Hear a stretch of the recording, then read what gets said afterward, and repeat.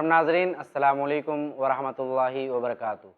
خوشحال معاشرہ بنانے کے اسباب میں گفتگو جاری ہے کہ امر بالمعروف اور نہی عن المنکر، لوگوں کو بھلائی کا حکم دینا اور برائی سے روکنا کتنا اہم ہے معاشرے اور سماج کے اندر خوشحالی لانے کے لیے۔ محترم ناظرین، اگر خوشحال معاشرہ چاہتے ہیں تو ایک دوسرے کو بھلائی کا حکم دینا اور برائی سے روکنے کی کوشش کرنا ہماری اور آپ کی ذمہ داری ہے۔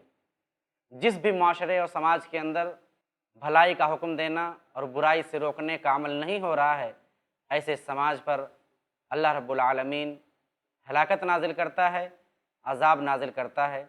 جیسا کہ اللہ کے نبی صلی اللہ علیہ وسلم نے بیان فرمایا کہ جب کسی بھی معاشرے کے اندر بھلائی کا حکم دینا اور برائی سے روکنا ختم ہو جاتا ہے تو اللہ رب العالمین ایسے لوگوں پر عذاب نازل کرتا ہے۔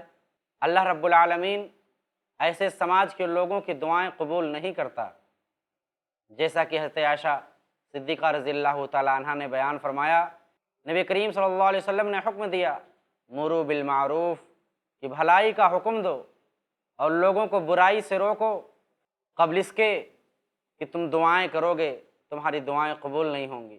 اللہ کے نبی صلی اللہ علیہ وسلم کا یہ کہنا کہ بھلائی کا حکم دینا اور برائی سے روکنا اتنا اہم ہے کہ اگر جس سماج اور معاشرے کے اندر بھلائی سے حکم دینا اور برائی سے روکنا ختم ہو جاتا ہے تو ایسے معاشرے کے اندر دعائیں قبول نہیں ہوتی۔ اللہ رب العالمین ایسے لوگوں کی دعائیں قبول نہیں فرماتا۔ اللہ رب العالمین امت کی بھلائی چھین لیتا ہے۔ ایسے معاشرے اور سماج کے اندر بھلائی ختم ہو جاتی ہے۔ لوگ ایک دوسرے کے لیے بھلائی کے طلبگار ہوتے تو ضرور ہیں، لیکن کوئی بھلائی کی طرف راغب نہیں ہوتا۔ بھلائیاں چھن جاتی ہیں، فضیلتیں چھن جاتی ہیں، رب العالمین کی رحمت اور اس کی برکتیں چھن جاتی ہیں۔ محترم ناظرین، بھلائی کا حکم دینا اور برائی سے روکنا یہ بہت اہم فریضہ ہر معاشرے کے لیے، ہر سماج کے لیے ہے۔ بھلائی کا حکم دینا اور برائی سے روکنے کا عمل جب رکتا ہے تو سماج و معاشرے کے اوپر فاجر و فاسق لوگوں کو بھرپور موقع ملتا ہے سماج کے اندر بد امنی پھیلانے کا، سماج کے لوگوں کو پریشان کرنے کا۔ ظلم و استبداد، ظلم و زیادتی خوب سے خوب زیادہ ہو جاتی ہے۔ ایسے عالم میں جب ہم لوگوں کو بھلائی کا حکم دینا اور برائی سے روکنے کا کام چھوڑ دیتے ہیں۔ محترم ناظرین، بھلائی کا حکم دینا اور برائی سے روکنا اگر ہم چھوڑ دیں گے، جہلا کا رواج ہوگا، جاہل سردار بنیں گے، لوگ جہالت کی لوگ قدر کریں گے، علم اور علماء ختم ہوں گے۔ ایسے عالم میں معاشرے اور سماج کی حالت کیا ہوگی، اس کا اندازہ ہم لوگ بخوبی کر سکتے ہیں۔ محترم ناظرین، خوشحال معاشرے کے لیے امر بالمعروف اور نہی عن المنکر، بھلائی کا حکم دینا، برائی سے روکنا بہت زیادہ ضروری ہے۔ جب ہم کسی کو بھلائی کی طرف، اچھائی کی طرف بلائیں تو کیسے بلائیں، اس میں چند اسٹیپ ہیں، چند نکات ہیں جن پر ہم لوگوں کو دھیان دینا چاہیے۔ سب سے پہلی چیز کہ جب ہم جس شخص کو یا جس بھی انسان کو سمجھانے کی کوشش کریں تو پہلے اس کے ذہن کو سمجھیں، کیونکہ وہ جاہل ہے، جو بھی غلط کام کر رہا ہے اس بات کو فوراً نہیں مانے گا۔ اس لیے ہم اس کو سمجھائیں، محبت اور پیار سے اسے بتائیں۔ جب اس کے دل میں ہم جگہ بنا لیں گے تب جا کر کے برائی کو ہم دور کرنے کی کوشش کر پائیں گے۔ جب بھی ہم کسی کو نصیحت کریں، جب بھی ہم کسی کو بھلائی کی طرف بلائیں تو بالکل واضح و نصیحت کا انداز ہو، بہترین انداز میں اس کو ہم بلائیں، بہترین انداز سے اسے ہم سمجھائیں، پیار بھرا لہجہ ہو، نرمی اور شفقت ہو، محبت ہو۔ ایسا نہ ہو کہ ہم طنز کر رہے ہوں، ایسا نہ ہو کہ ہم اسے حقیر سمجھ رہے ہوں، ایسا نہ ہو کہ ہم اس کا مذاق اڑا رہے ہوں۔ واضح و نصیحت کا بہترین انداز ہو، اور جسے ہم اپنی بات سمجھانا چاہتے ہیں، جسے ہم بھلائی کا حکم یا برائی سے روکنے کا کام کر رہے ہیں، اگر وہ ہٹ دھرم ہے، وہ بات کو نہیں مان رہا، تو ایسی حالت میں ہمیں ماہرین علماء کرام سے رجوع کرنا چاہیے، نرم اور شفقت کے ساتھ دعوت و تبلیغ کرنے والے لوگوں کے قریب جانا چاہیے تاکہ اس شخص کے ذہن کو بدلا جا سکے، اس کی ہٹ دھرمی کو ختم کیا جا سکے۔ اور چوتھی چیز دعوت و تبلیغ کے لیے، بھلائی کا حکم دینا اور برائی سے روکنے کے لیے یہ ہے کہ کبھی ہم مایوس نہ ہوں، کام مسلسل کریں، لگاتار سمجھاتے رہیں، کبھی مایوس نہ ہوں۔ انبیاء کو دیکھیں کہ انبیاء نے کتنی محنتیں کی۔ حضرت نوح علیہ السلام کی زندگی کیا ہمارے لیے نصیحت کے لیے کافی نہیں کہ 950 سال تک مسلسل دعوت و تبلیغ کرتے رہے؟ ایسا نہیں رہا کہ وہ مایوس ہوئے۔ تو داعی کو یا جو بھلائی کی طرف بلا رہا ہے اسے کبھی بھی مایوس نہیں ہونا چاہیے، لگاتار اسے سمجھانا چاہیے، مسلسل سماج کے اندر کام کرنا چاہیے۔ ایسا نہ ہو کہ ہم یہ سوچ لیں کہ اب اس شخص کو سمجھانا بے سود ہے۔ ہم اچھے سے اچھا، بہتر سے بہتر طریقہ کیسے ہماری بات اس کے دل میں اترے گی، کیسے وہ ہماری بات سمجھے گا، اس کے لیے ہم بھرپور کوشش کریں اور اس کے ذہن و دماغ میں اپنے لیے جگہ بنانے کی کوشش کریں۔ اس طرح سے سماج کے اندر جب ہم کام کریں گے تو سماج خوشحال ہوگا، سماج کے اندر اچھائیاں آئیں گی، لوگ ایک دوسرے کی قدر کریں گے اور ایک دوسرے کے حقوق کو سمجھیں گے۔ محترم ناظرین، دعوت و تبلیغ، بھلائی کا حکم دینا، برائی سے روکنے میں کتابیں چھپوا کر کے تقسیم کرنا، پمفلیٹس بانٹنا یا اس طرح کے دروس منعقد کرانا کہ جس کے ذریعہ سے سماج کے اندر پھیلی ہوئی برائیوں کو واضح کیا جا سکے اور لوگوں کو اس پر تنبیہ کیا جا سکے اور لوگوں کو راہ راست پر لایا جا سکے، ایسی کتابیں، ایسے پمفلیٹس، ایسی کیسٹیں، ایسی تقریریں سماج و معاشرے کے اندر رائج کی جائیں۔ اگر داعی چھٹی چیز جو بھلائی کا حکم دینا اور برائی سے روکنے میں اہم ہے وہ ہے کہ اگر داعی کے خود اپنے گھر والے لوگ ہوں، جیسے بیوی ہے، اولاد ہیں، بیٹی بیٹیاں ہیں، بچے ہیں، تو انہیں کبھی کبھی ڈانٹے بھی، ضرورت پڑے تو مارے بھی۔ بچوں کو انسان مار بھی سکتا ہے نصیحت کے لیے، لیکن باہر کے لوگوں کے ساتھ ہم کو اس انداز کو اختیار نہیں کرنا ہے۔ ہم کو اس انداز کو صرف گھر کے لوگوں کے لیے جو ہمارے ماتحت ہوں، چاہے وہ بیوی ہو، چاہے وہ بچے ہوں، بیٹیاں ہوں یا دیگر لوگ ہوں گھر کے، ہم انہیں ضرورت کے تحت ڈانٹ بھی سکتے ہیں، ضرورت کے تحت مار بھی سکتے ہیں۔ محترم ناظرین، بھلائی کا حکم دینا اور برائی سے روکنے میں ایک اہم صفت ہر ایک انسان کے اندر ہونی چاہیے، وہ یہ ہے کہ لہجہ بہت نرم ہو، بہت بہترین انداز سے ہم دعوت و تبلیغ کریں، جیسا کہ اللہ کے نبی صلی اللہ علیہ وسلم کے متعلق اللہ رب العالمین نے بیان فرمایا کہ وَلَوْ كُنْتَ فَظًّا غَلِيظَ الْقَلْبِ لَانفَضُّوا مِنْ حَوْلِكَ، اے نبی کہ اگر آپ سخت دل ہوتے، اگر آپ ترشرو ہوتے تو لوگ آپ کے ارد گرد نہیں رہتے۔ فَبِمَا رَحْمَةً مِّنَ اللَّهِ، تو یہ اللہ کی رحمت ہے کہ آپ ان کے اوپر لِنْتَ لَهُمْ، ان کے اوپر نرم ہیں۔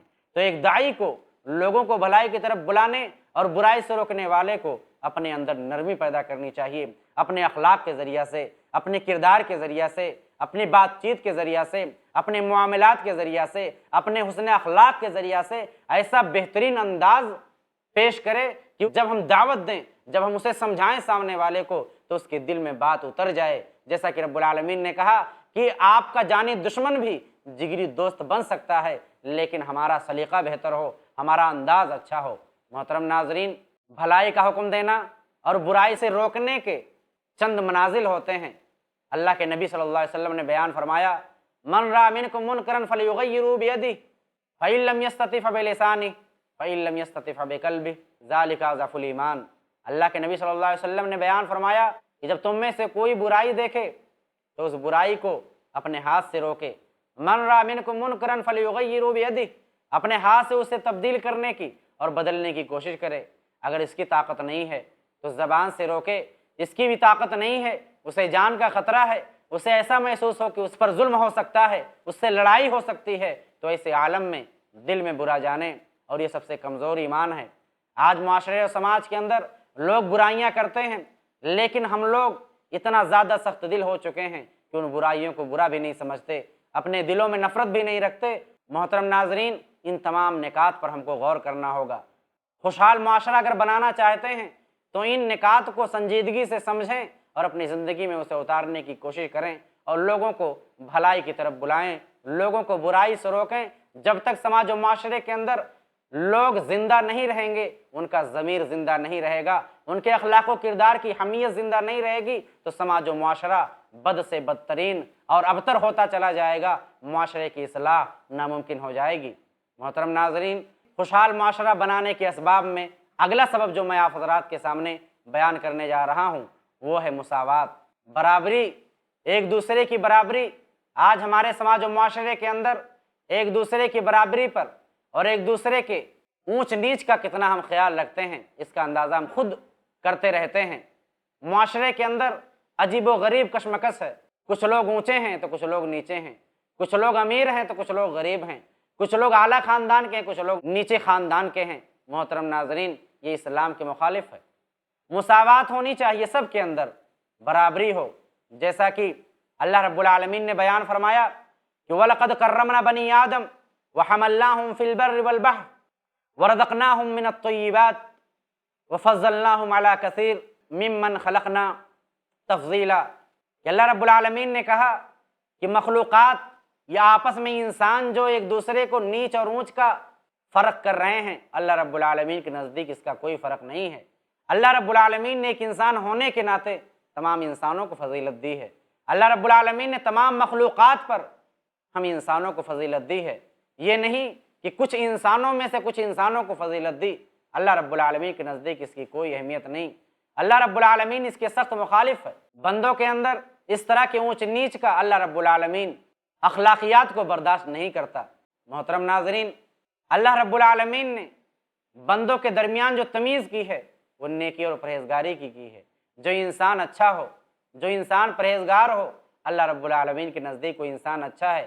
جو انسان برا ہو، اللہ رب العالمین کے نزدیک وہ انسان برا ہے، چاہے وہ اعلیٰ خاندان سے ہو، چاہے وہ عرفہ خاندان سے ہو، چاہے وہ بادشاہ کے خاندان سے ہو، چاہے وہ امیر اور وزیر کے خاندان سے ہو۔ جیسا کہ اللہ رب العالمین نے بیان فرمایا، یا ایھا الناس اتقوا ربکم، اے لوگو اپنے رب سے ڈرو، اپنے اس اللہ سے ڈرو، الذی خلقکم، جس نے تمہیں پیدا کیا۔ آج سماج و معاشرے کے اندر اونچ نیچ کا جو فرق پایا جاتا ہے، اللہ رب العالمین اس کی تردید کرتے ہوئے بیان فرماتا ہے کہ ذرا غور تو کرو کہ تمہاری پیدائش کیسے ہوئی ہے۔ تمہارے ماں اور باپ سب کے ایک ہیں، تمام انسانوں کے ماں باپ ایک ہیں۔ آدم اور حوا علیہ السلام یہ ہمارے ماں اور باپ ہیں۔ آخر جب ہم ایک ہی ماں اور باپ سے پیدا ہوئے تو یہ اونچ نیچ کا فرق کہاں سے آیا؟ اللہ رب العالمین نے کہا، یا ایھا الناس اتقوا ربکم، اپنے رب سے ڈرو، الذی خلقکم، جس نے تم کو پیدا کیا، من نفس واحدہ، ایک نفس سے، ایک جان سے جس رب نے تم کو پیدا کیا، وخلق منہا زوجہا، اور اس سے اس کی بیوی کو پیدا کیا، وبث منہما رجالا کثیرا ونساء، اور ان دونوں کے ذریعہ سے اللہ رب العالمین نے بہت سارے مرد اور خواتین کو پیدا کیا اور پورے عالم میں پھیلا دیا۔ محترم ناظرین، جب ہم سب ایک ماں باپ سے پیدا ہوئے، ہم سب ایک ہی ہیں، تو پھر اونچ نیچ کا فرق کہاں سے آیا؟ کیوں ہمارے درمیان، ہمارے سماج و معاشرے کے اندر کوئی طبقہ اونچا ہے، کوئی طبقہ نیچا ہے؟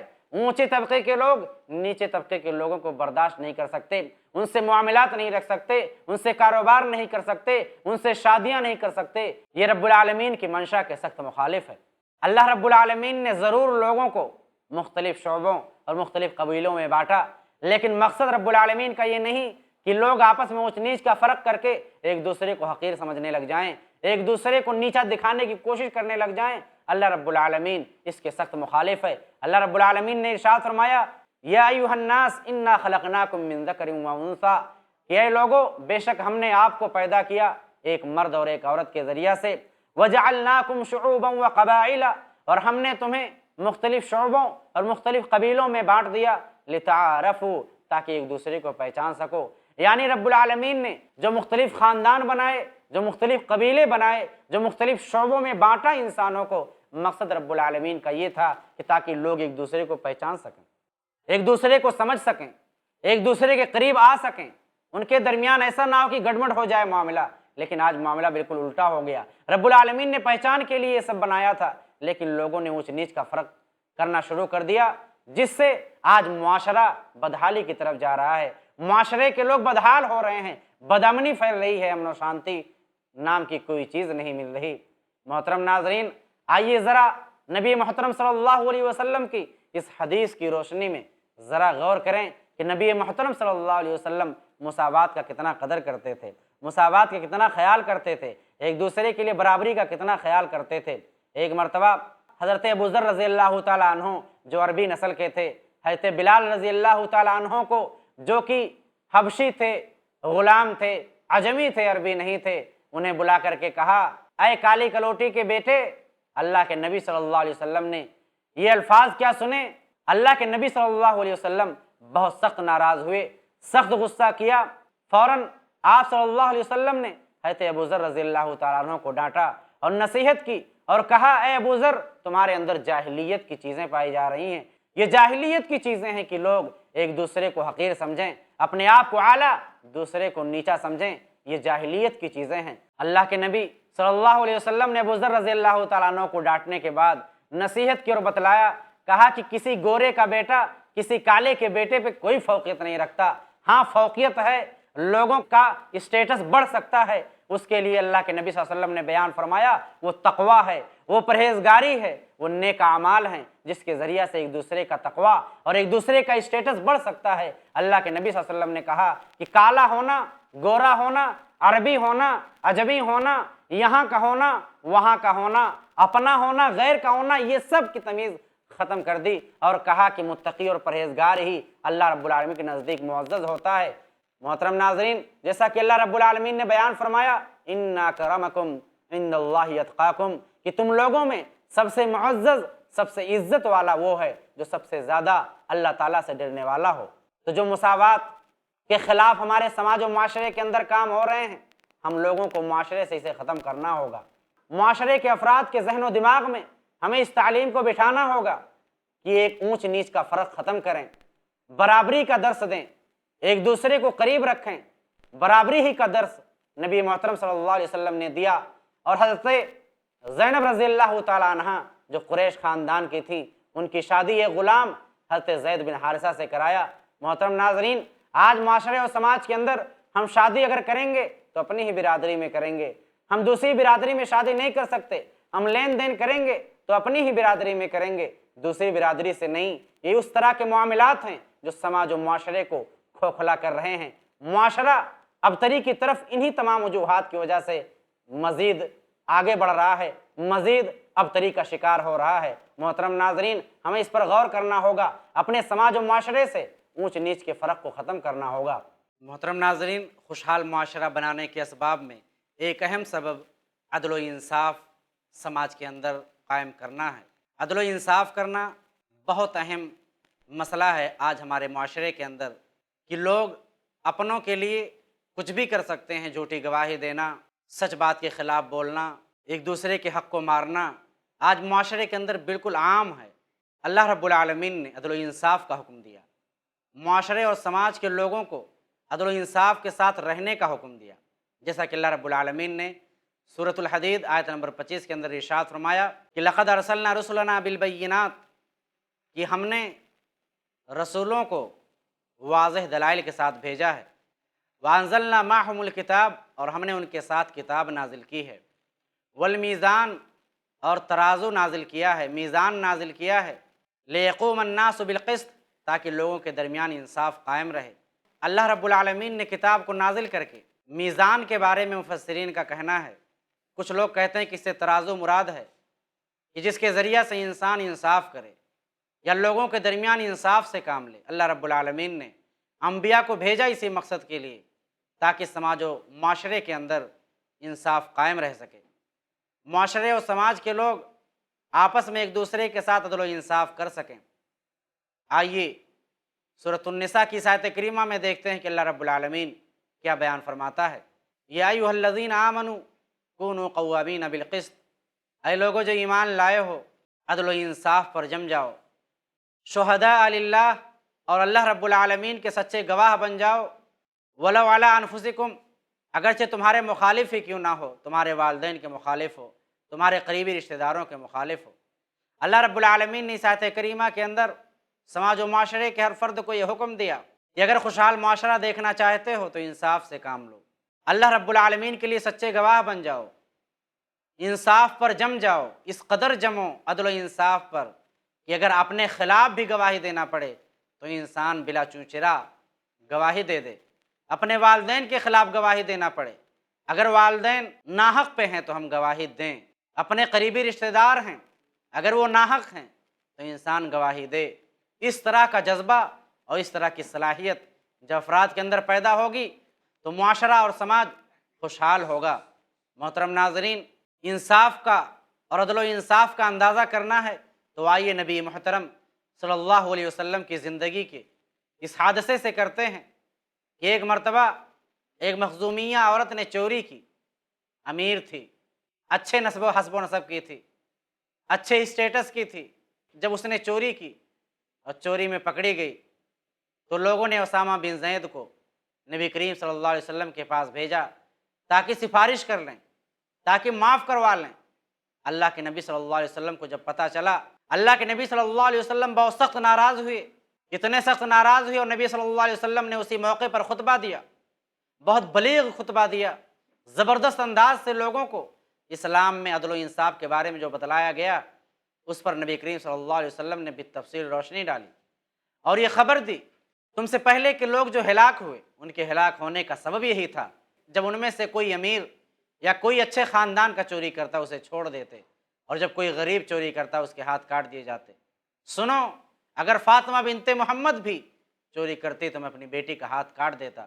محترم ناظرین، ذرا اندازہ کریں نبی محترم صلی اللہ علیہ وسلم کی زندگی کے اس فیصلے سے کہ اللہ کے نبی صلی اللہ علیہ وسلم کس قدر عدل و انصاف والے تھے۔ اللہ رب العالمین نے حکم دیا نبی صلی اللہ علیہ وسلم کو، اور نبی صلی اللہ علیہ وسلم پر آیتیں نازل کی، یہ لوگوں انصاف کرنے والے ہو جاؤ، اللہ رب العالمین کے لیے سچے گواہ بن جاؤ، چاہے وہ تمہارے خلاف کیوں نہ ہو۔ اللہ کے نبی صلی اللہ علیہ وسلم نے اس حدیث کے اندر بیان کیا، یہی پیغام دیا کہ اگر فاطمہ بنت محمد بھی چوری کرتی تو میں اس کا ہاتھ کاٹتا، اس لیے مخزومی عورت کا ہاتھ ضرور کاٹا جائے گا۔ محترم ناظرین، اللہ رب العالمین نے جب انصاف کا حکم دیا، عدل و انصاف کی بات کہی، سچی گواہی کی بات کہی، تو معاشرے کے ہر فرد کو اپنے اندر یہ صلاحیت پیدا کرنا چاہیے کہ وہ عدل و انصاف سے کام لے۔ اگر ہم کو رب العالمین سے محبت ہے، اگر ہم کو اپنے پیارے نبی محترم صلی اللہ علیہ وسلم سے محبت ہے، عدل و انصاف کرنے والے بنیں، سچ بات ہمیشہ بولیں، سچی گواہی دیں، چاہے اپنوں کے خلاف کی نہ ہو۔ محترم ناظرین، اگر ہم ان تمام چیزوں پر غور کریں گے، ان تمام چیزوں کو زندگی میں لائیں گے تو معاشرہ خوشحال ہوگا۔ محترم ناظرین، عدل و انصاف سماج کے اندر قائم کرنا بے حد ضروری ہے۔ وقت ہو چلا ہے اس نشست کے خاتمے کا، انشاءاللہ اگلی نشست میں ملاقات ہوگی، تب تک کے لیے اجازت دیجیے۔ السلام علیکم ورحمۃ اللہ وبرکاتہ۔